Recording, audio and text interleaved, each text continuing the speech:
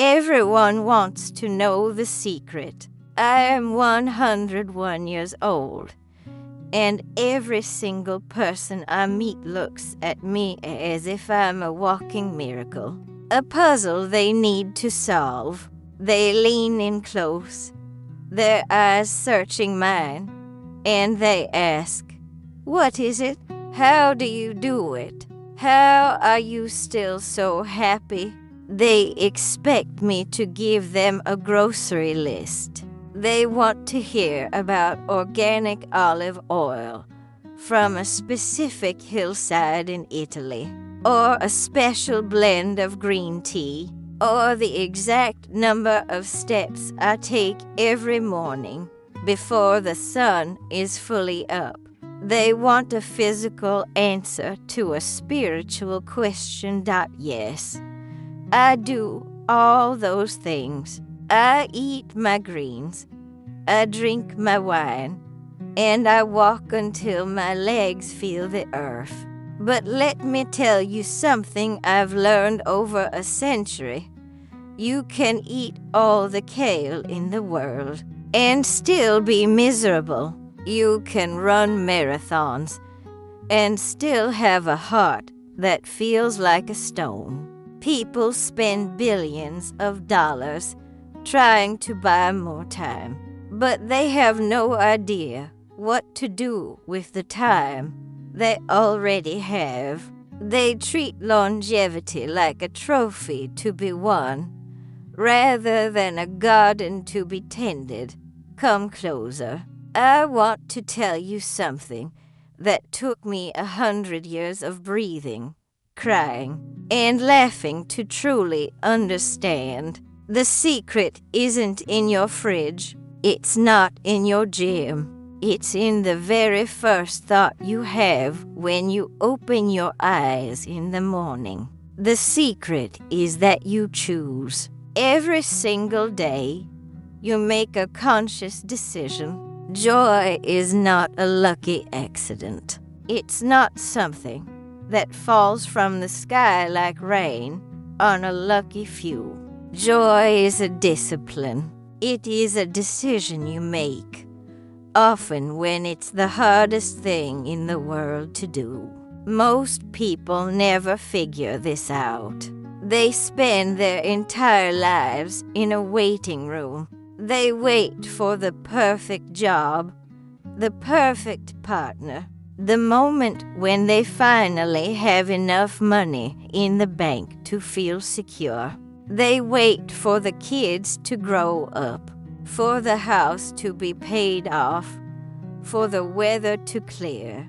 They are always waiting for life to start being good, and they die in that waiting room without ever having lived. I didn't wait. I decided to be happy in the middle of the mess, in the middle of the noise. And that is why I am still here, still laughing, still grateful for every breath that enters my lungs. Happiness is not a destination you reach. It is the way you walk the path. Before you look at my smile and think I've had it easy, let me tell you about the ghosts I carry. My life hasn't been a long, sunny afternoon. It has been a series of storms, some of them so cold I thought I would never feel my own heartbeat again. I lost my mother when I was just 5 years old. It was 1928. Tuberculosis. I can still hear the sound of her cough, a hollow, wet sound that filled our small house. I remember her white handkerchiefs stained with red, and the way the house felt suddenly, terrifyingly empty when she was gone. At 5, you don't understand death. You only understand that the person who smells like home isn't there anymore. My father brought me to America with $40 in his pocket and a heart full of desperate hope. We didn't have English. We didn't have a plan. I was 8 years old, sleeping on a thin mattress on a cold floor in a room shared with 6 other people.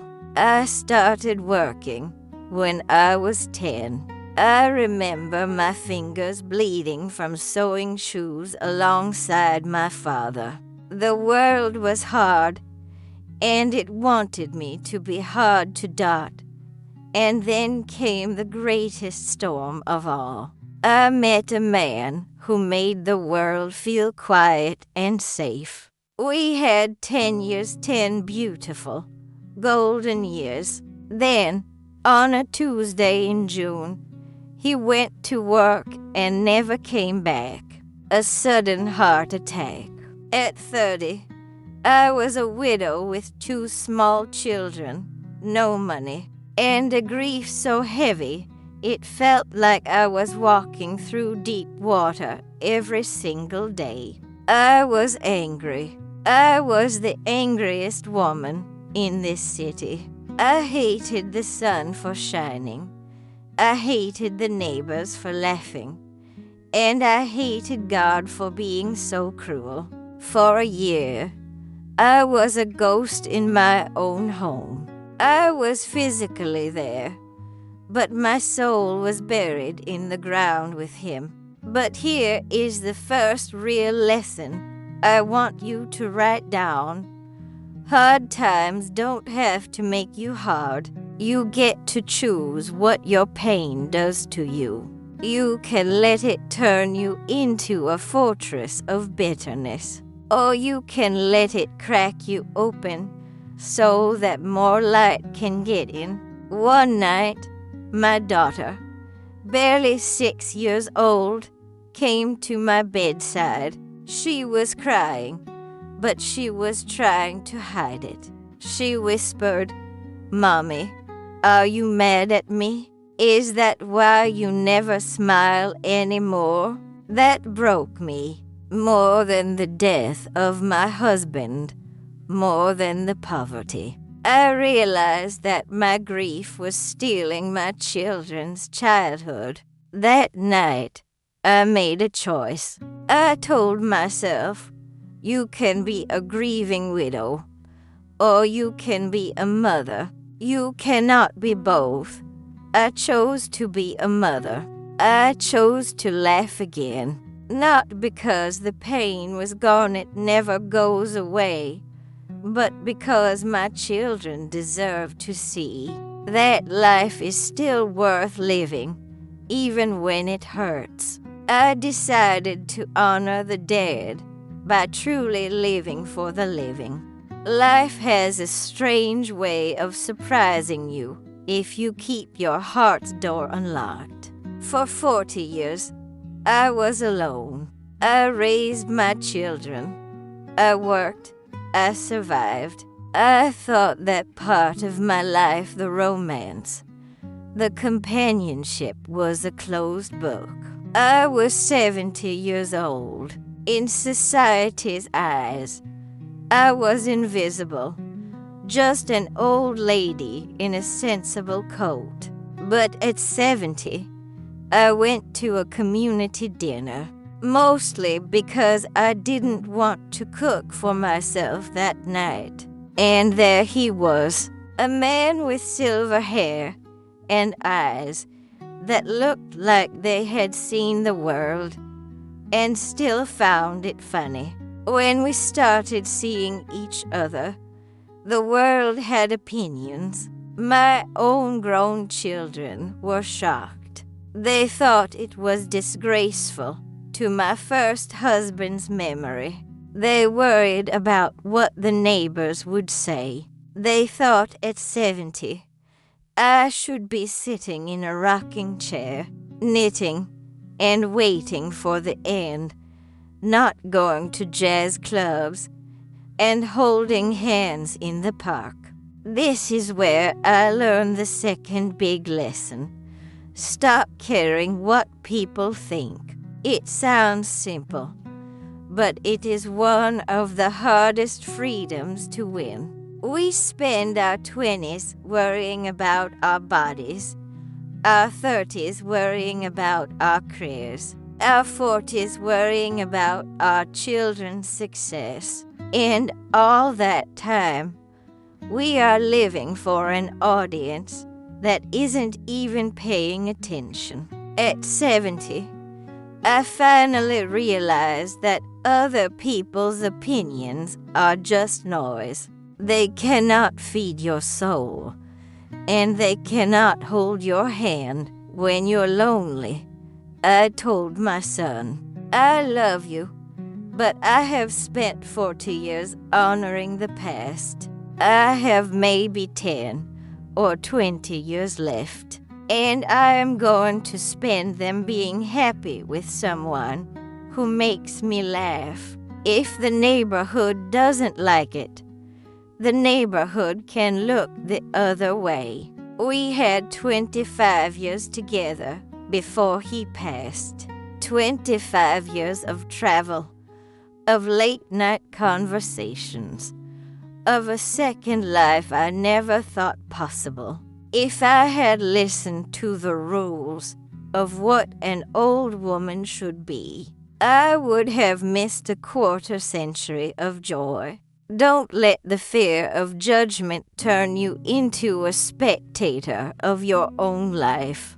People will talk whether you are miserable or happy, so you might as well be happy. Your life belongs to you, not to your children, not to your neighbors, and certainly not to a society that tries to tell you when you're done. You are not done until your heart stops beating. Until then, you are a work in progress. Now, at 101, my world has become smaller, but it has also become much deeper. I don't travel the world anymore. I don't go to jazz clubs. My body is a bit slower, and my eyes need more light to see the words on a page. But I am happier now than I was at 30 or 40. Why? Because I have discovered the secret inside the secret. Most people think happiness is at the end of a long road. They think it's a destination, a house, a title, a certain amount of fame. But happiness is not waiting for you at the finish line. Happiness is the quality of your attention right now. In this very second, it's in the smell of the coffee brewing in the morning. It's in the way the light hits the floorboards at 4 p.m. It's in the sound of a bird outside the window. I could have been this happy at 40, but I was too busy. I was too busy worrying about things that didn't matter. I was chasing ghosts and shadows. I was so focused on the big things that I walked right past 1,000 small things that were actually the most important parts of life.